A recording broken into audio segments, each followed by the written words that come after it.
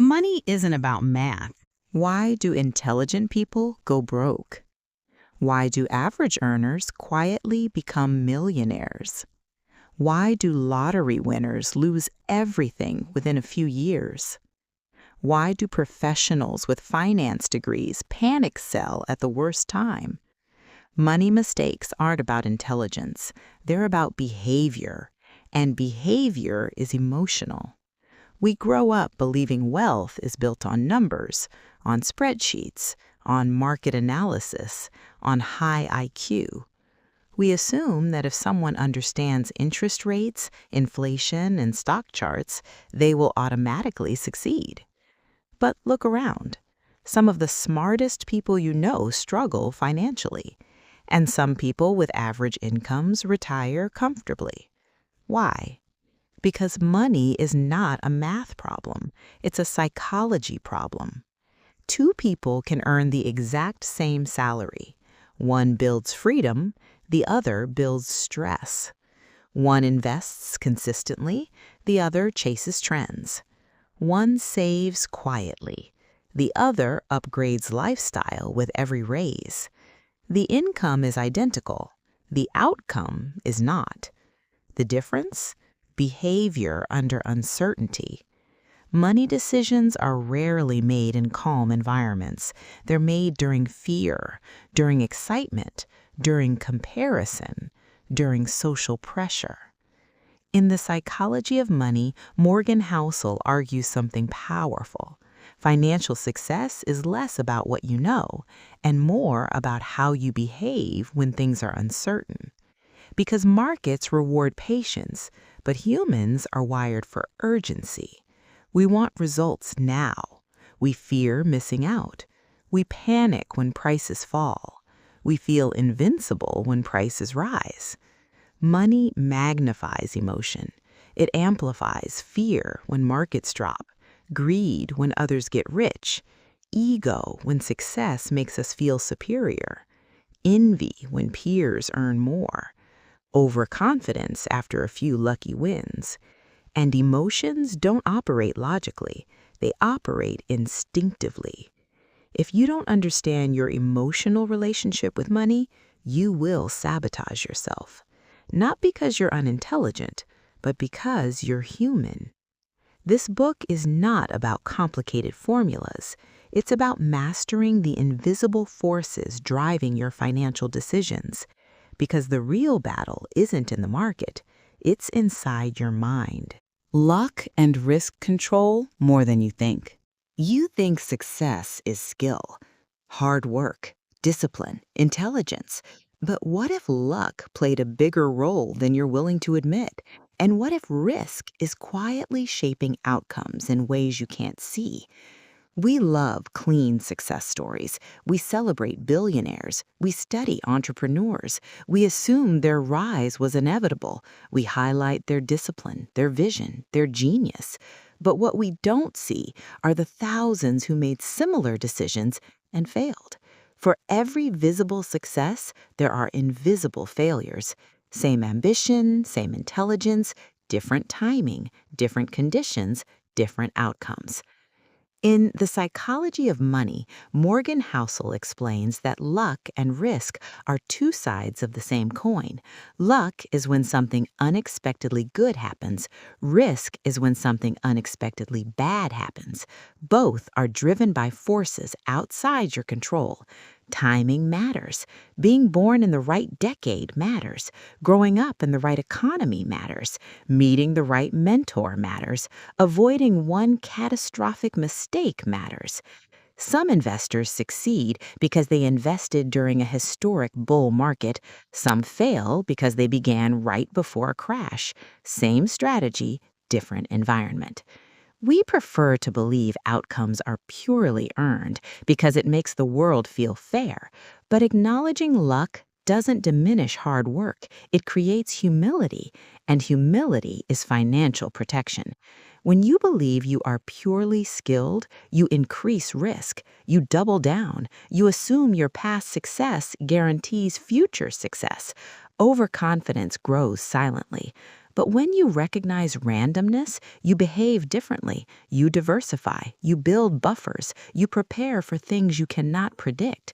You stop assuming you're invincible. Understanding luck makes you grateful. Understanding risk makes you cautious. And together, they protect you from arrogance, because arrogance destroys more wealth than ignorance ever could. The goal isn't to dismiss skill, it's to balance it with realism.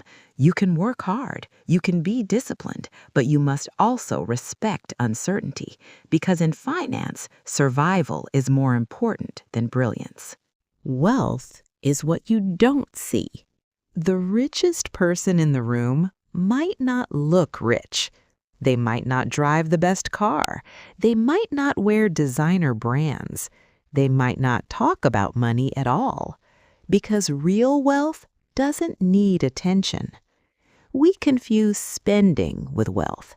We see luxury cars, luxury homes, luxury watches, luxury vacations, and we assume they've made it. But what you're seeing is not wealth, it's spending. Spending is loud, wealth is quiet. In The Psychology of Money, Morgan Housel explains that wealth is what you don't see. It's the money that hasn't been spent. It's the investments compounding silently. It's the emergency fund untouched. It's the debt avoided. It's the lifestyle that costs less than you can afford. Money spent is visible. Money saved is invisible. That invisibility creates a psychological trap because humans are social. We compare constantly. We measure ourselves against what we see, and what we see is display. But display is often financed: loans, EMIs, credit, obligations. Real wealth doesn't scream. It doesn't need applause. It doesn't need validation. It buys something far more valuable than status. It buys control. True wealth is financial freedom, the ability to say no. No to a job you hate. No to a client who disrespects you. No to opportunities that compromise your values. Freedom from bad jobs. Freedom from toxic environments. Freedom from desperation. Desperation forces bad decisions. Financial cushion creates patience, and patience creates leverage. Many people earn high incomes but have no freedom because their lifestyle owns them, their expenses trap them, their image imprisons them. Real wealth reduces pressure. It increases options, and options are power. That power doesn't come from showing wealth. It comes from storing it quietly, consistently, without needing anyone to notice. Because the ultimate status symbol is independence. The power of compounding. The biggest financial advantage isn't talent. It isn't a secret stock tip. It isn't a finance degree. It's time. And most people waste it. Compounding doesn't look impressive. It doesn't trend on social media. It doesn't create overnight headlines. It looks slow. Small gains, repeated consistently. 1% here, 5% there, month after month, year after year. Nothing dramatic, nothing viral. But over decades, it becomes unstoppable. In The Psychology of Money, Morgan Housel highlights one of the most powerful truths about wealth. Time is the multiplier. Take the example of Warren Buffett. Most people think his wealth came from extraordinary investing skill alone. Skill matters, but here's what's often overlooked. The majority of his net worth came after his 50s. Not because he suddenly became smarter, but because compounding had decades to work. Imagine planting a tree. For years, it barely grows. It looks fragile, unimpressive. Then one day, it's massive. Its roots deep. its presence undeniable. Compounding works the same way. But here's the problem. Humans are wired for speed. We crave fast results. We want visible progress. We want immediate rewards. So we interrupt the process. We chase trends. We jump into hype. We panic sell during downturns. We restart constantly.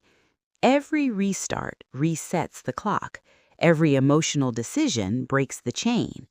Compounding requires consistency, and consistency requires emotional discipline. We underestimate slow growth because it feels insignificant, but slow growth is deceptive. It accumulates silently. It builds beneath the surface. It doesn't shout until it explodes. Wealth is rarely built in dramatic leaps. It's built in boring repetition.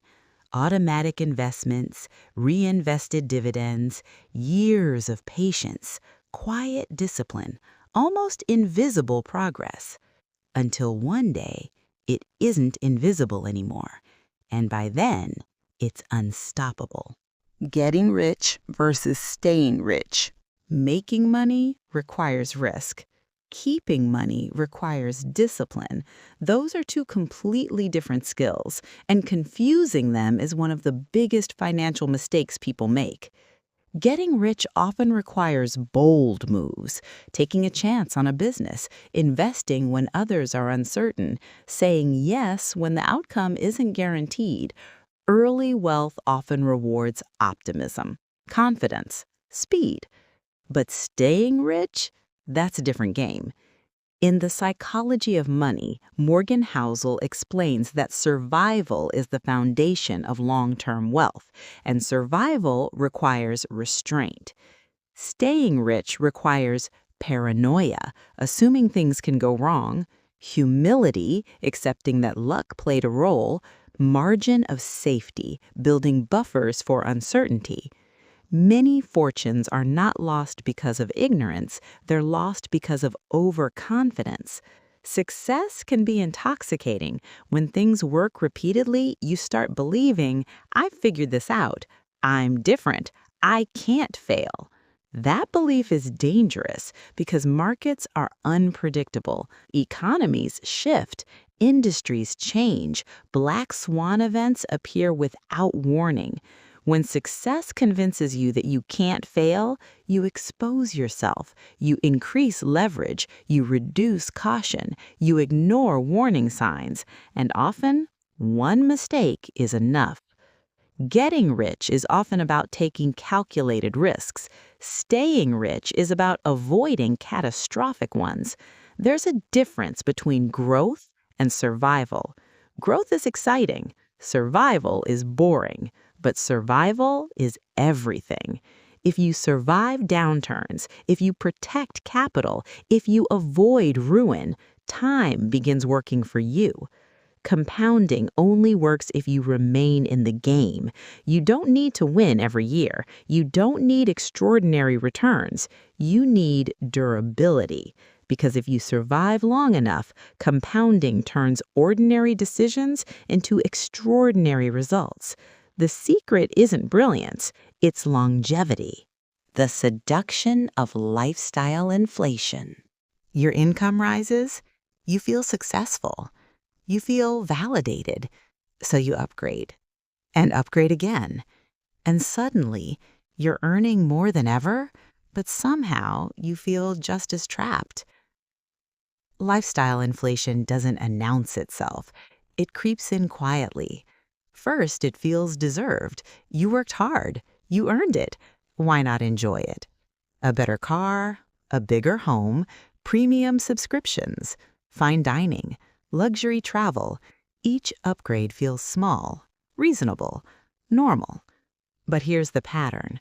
As income increases, expectations increase faster. Comfort becomes baseline. Luxury becomes standard. What once felt extraordinary becomes basic. In The Psychology of Money, Morgan Housel explains that wealth is built by controlling lifestyle, not by maximizing income. Because expenses expand to fill income. And when expenses rise with earnings, financial freedom stays distant.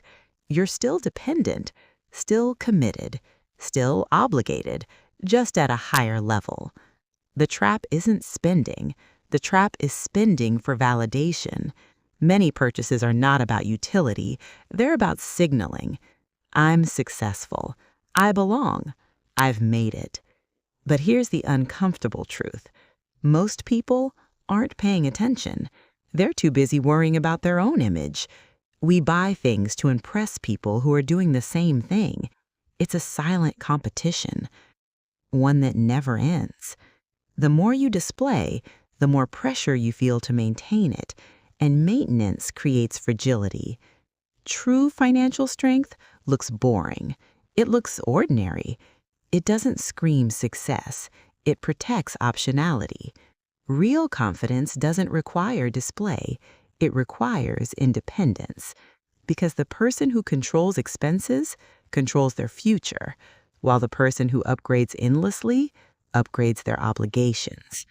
Lifestyle inflation feels like progress, but often it's just a more expensive version of the same trap. Freedom isn't about earning more. It's about needing less. Tails drive everything. A few decisions determine most results.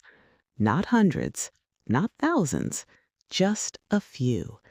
And understanding this changes everything about how you approach money. We assume success is built on constant winning, on always being right, on predicting every move correctly. But reality works differently. In investing and business, most efforts don't matter. Most stocks underperform.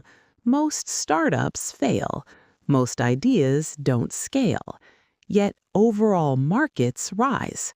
Companies grow. Fortunes are built. Why?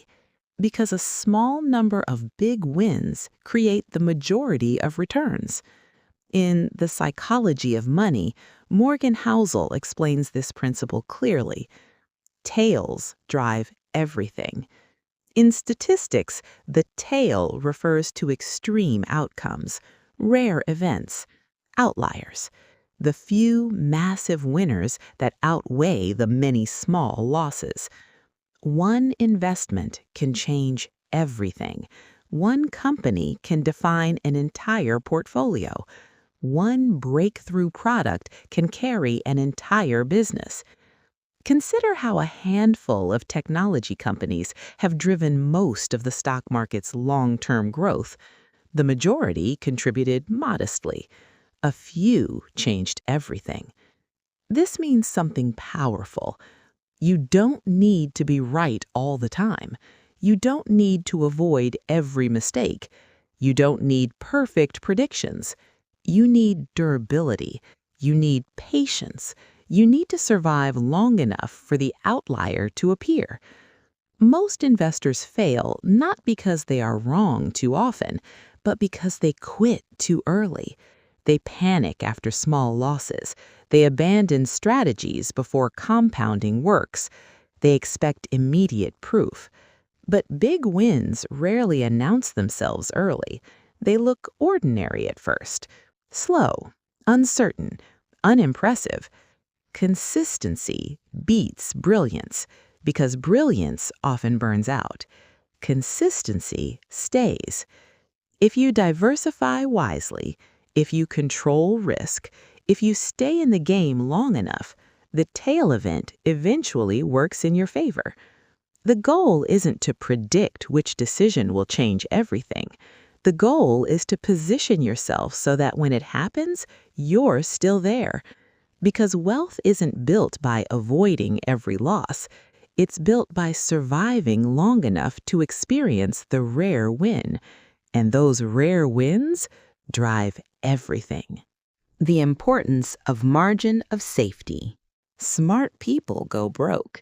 Experienced investors lose everything. Successful entrepreneurs collapse. Not because they were stupid, not because they were careless, but because they left no room for error. We like precision. We build detailed plans. We calculate returns. We forecast growth. We assume that if the math works, the outcome will follow. But reality doesn't respect spreadsheets. Plans fail, markets crash, jobs disappear, emergencies happen, unexpected expenses appear at the worst possible time. In The Psychology of Money, Morgan Housel explains that the biggest risk in finance is not volatility, it's fragility. Fragility is when your system cannot absorb shock, when one bad month becomes a crisis, one unexpected event becomes collapse. Margin of safety means building buffers against uncertainty. It means assuming you might be wrong. It means preparing for outcomes that feel unlikely. Emergency funds, lower debt, conservative projections, flexible expenses. These don't feel exciting, they feel cautious, sometimes even pessimistic. But caution is what keeps you alive. Optimism builds growth. Preparation protects survival, and survival is everything. Because if you survive downturns, if you withstand volatility, if you absorb shocks, you remain in the game. Without margin, small mistakes become disasters. A temporary loss becomes permanent damage. A minor setback becomes bankruptcy. A market dip becomes forced selling. Leverage magnifies outcomes, and without margin, it magnifies destruction. The strongest financial position is not the most aggressive, it's the most resilient. It's the system that bends but doesn't break. Margin of safety doesn't limit success, it protects it. Because wealth isn't destroyed by being slightly wrong, it's destroyed by being wrong without backup. The goal isn't perfection, it's durability. Because in money, the people who last win. Freedom is the highest return. What if money's highest return isn't luxury? Not a mansion, not a supercar, not applause. What if the greatest return money gives you is control? We are taught to measure wealth by what it displays: the size of a house, the brand of a watch, the destination of a vacation. But those are surface rewards, temporary signals. In The Psychology of Money, Morgan Housel makes a deeper argument. The highest form of wealth is autonomy. Money buys time, and time buys options. The ability to choose where you work, who you work with, what projects you accept, what environments you avoid. The ability to walk away from a toxic boss, from a bad deal, from a draining situation. Control over your time is the ultimate wealth, because time is life. When you control your time, you control your energy, your priorities, your peace. This kind of wealth doesn't attract attention, it doesn't trend online, it doesn't photograph well, but it changes everything. You stop making decisions out of desperation. You stop tolerating what you dislike. You stop chasing approval, not status, not applause, not comparison. Independence. And independence is built quietly through discipline, through delayed gratification, through resisting lifestyle inflation, through building buffers long before it becomes visible. The irony? Those who chase luxury often sacrifice freedom. Those who chase freedom often look ordinary. But one owns their time, the other rents it. Money at its best is not a tool for showing off, it's a tool for saying no. And the ability to say no is power, because the ultimate return on money is not what it buys, it's what it allows you to refuse. Behavior beats intelligence. You don't need perfect predictions. You don't need to forecast markets flawlessly. You don't need to outsmart everyone else. You need sustainable behavior, because money is not won by brilliance, it is protected by discipline. In The Psychology of Money, Morgan Housel makes something very clear. Financial success is less about intelligence and more about emotional stability. Control spending, not because deprivation is noble, but because flexibility is powerful. Avoid ego-driven risks because ego demands proof. It wants to show you're right. It wants to recover losses quickly. It wants to win publicly. But ego doesn't care about survival. Respect uncertainty because the future does not owe you predictability. Markets will surprise you. Life will interrupt you. Emergencies will test you. Stay patient because time amplifies good decisions, but only if you allow it to. Money rewards consistency more than genius. A genius who panics will lose. An average investor who stays disciplined will grow. The difference is not knowledge, it's behavior under pressure. And here's the most dangerous financial mistake of all: believing you're immune to psychological traps, thinking, I won't panic, I won't get greedy, I won't overspend. Everyone believes that until emotion takes over. The key isn't pretending you're rational, it's designing systems that protect you from yourself. Automatic investing, spending rules, diversification, emergency buffers. You don't rise to the level of your intelligence, you fall to the level of your habits. Understand your emotions, and your money will follow. Master your behavior, and wealth becomes a byproduct. Because in the end, the market doesn't defeat most people, they defeat themselves. And the person who controls themselves controls their financial future.